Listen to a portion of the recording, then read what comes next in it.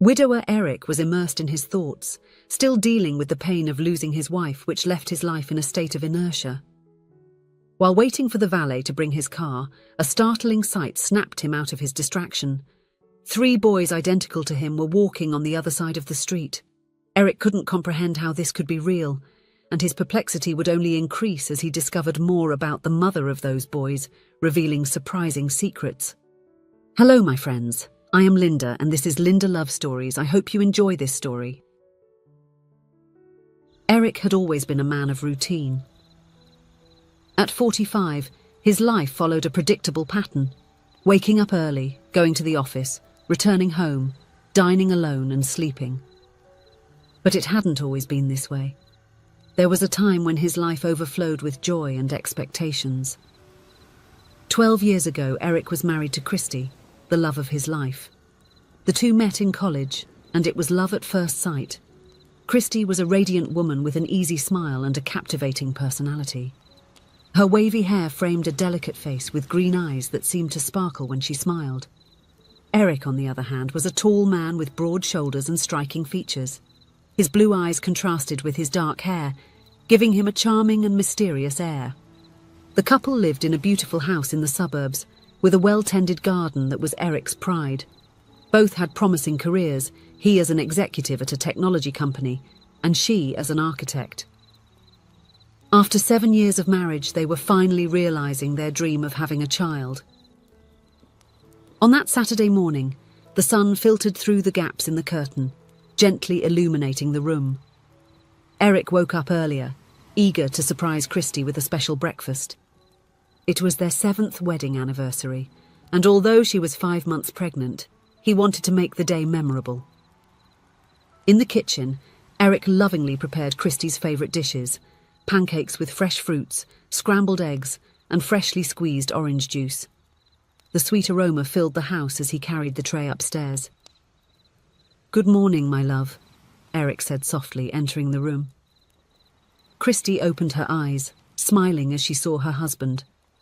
"Happy anniversary," he continued, placing the tray on the bed. Christy's eyes filled with emotional tears. "The video will be back shortly. In the meantime, we kindly ask you to consider giving a like, subscribing to the channel, and leaving a comment. The video is back." "Oh, Eric, you are wonderful," she said, sitting up carefully. Her belly was already quite visible under the silk pajamas. While they ate, the couple chatted excitedly about the future. "This is the last time we celebrate our wedding anniversary without our baby here with us," said Christy, tenderly caressing her belly. Eric smiled, placing his hand over hers. "I can't wait to have our little miracle in our arms," he replied, his eyes shining with anticipation. After breakfast, Christy mentioned that she had an urgent project to deliver. Eric, understanding, decided to spend the morning tending to the garden. "I'll mow the lawn and trim the bushes," he informed, kissing his wife's forehead before heading out.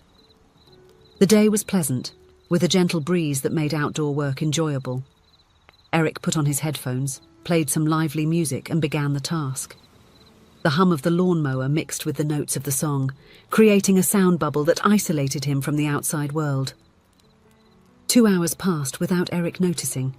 When he finally looked at the clock, he decided it was time to go in and see how Christy was doing. However, upon opening the door of the house, his heart nearly stopped.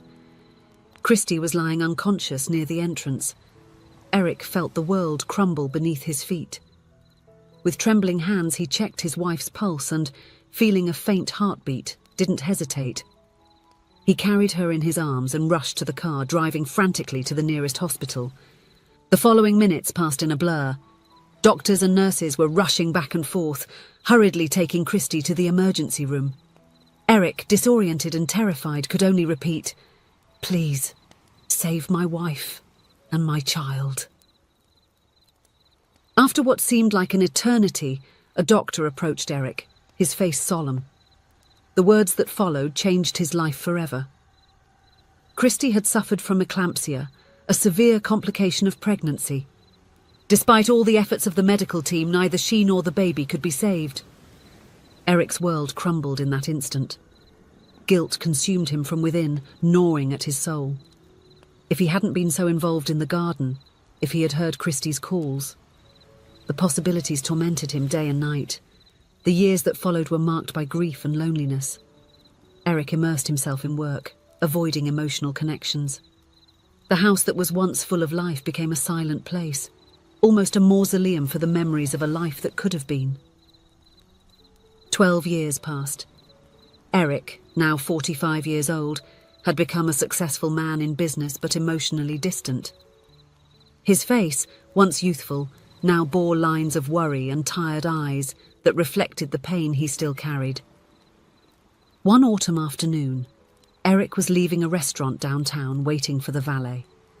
The cold wind tousled his hair, now peppered with grey strands. It was then that something unusual caught his attention on the other side of the street. A woman was walking calmly, holding the hands of 3 identical boys. Eric blinked several times, thinking his eyes were deceiving him.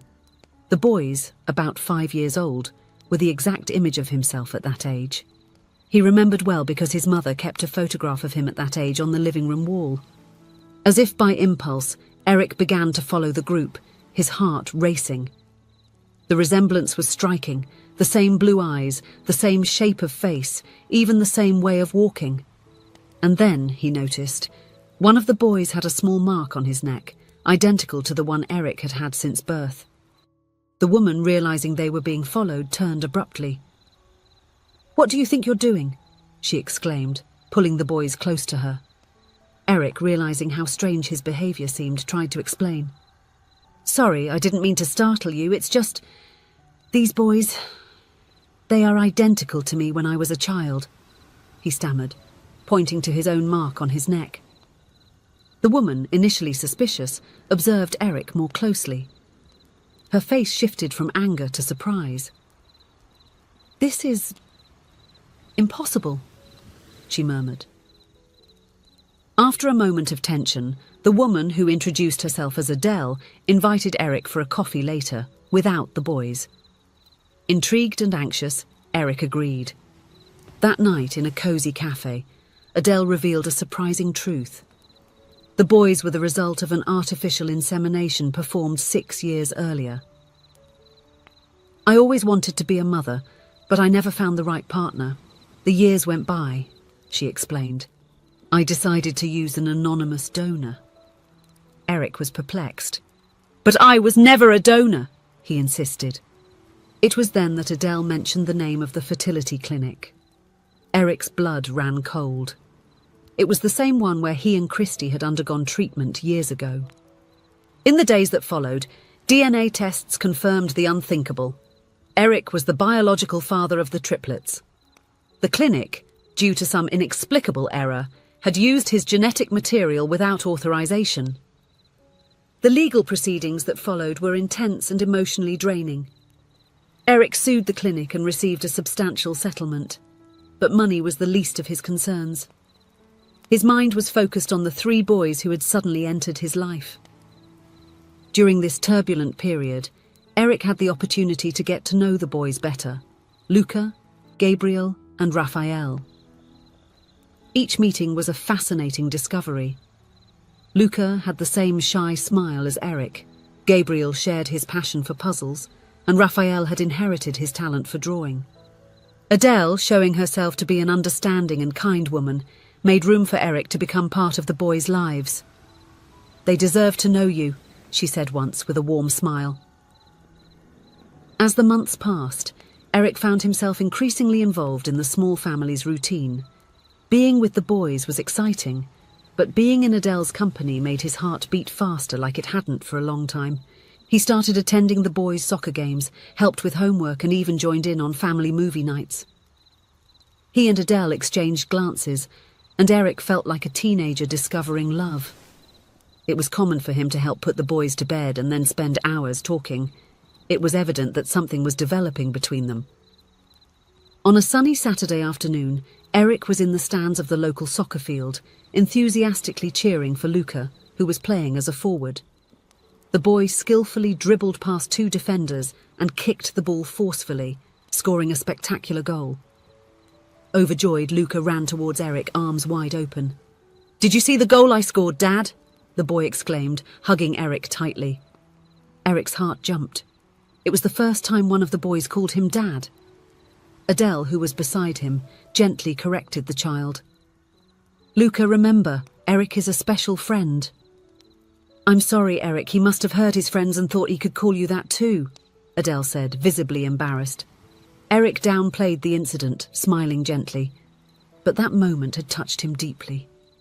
That night, lying in his bed, he couldn't stop thinking about how that word, Dad, had sounded so right, so natural. The next morning, Eric invited Adele for coffee, just the two of them. Sitting in a quiet park, Eric gathered the courage to express his feelings. "Adele," he began, his voice trembling slightly. "These past few months have been incredible. Meeting the boys, being part of their lives, it brought a light that I didn't know was missing in my life." Adele watched him closely, her eyes full of expectation. Eric continued, "I know our situation is unusual, but I would like to know if you would give me the chance to be officially part of this family. Not just as the boy's father, but perhaps as your partner too?" The silence that followed seemed to last an eternity. Adele lowered her gaze, thoughtful, and then returned to look at Eric. A gentle smile formed on her lips. "Eric," she said softly, "since the day we met, I've seen the kindness in your heart. I've seen how you genuinely care for the boys, how you strive to be present. I think we all deserve a chance to be happy." Eric's heart raced. Adele continued, "Let's take it slow, one step at a time. But yes, I would love to see where this can take us." At that moment, sitting on that park bench, Eric felt something he hadn't experienced in a long time. Hope. Life, in its unpredictability, had gifted him a second chance. As they walked back home, hand in hand, Eric thought of Christy. He knew he would never forget her, that she would always be an important part of who he was. But now, for the first time in 12 years, he allowed himself to look to the future with optimism. The journey ahead would not be easy. There would be challenges, adjustments, and moments of doubt.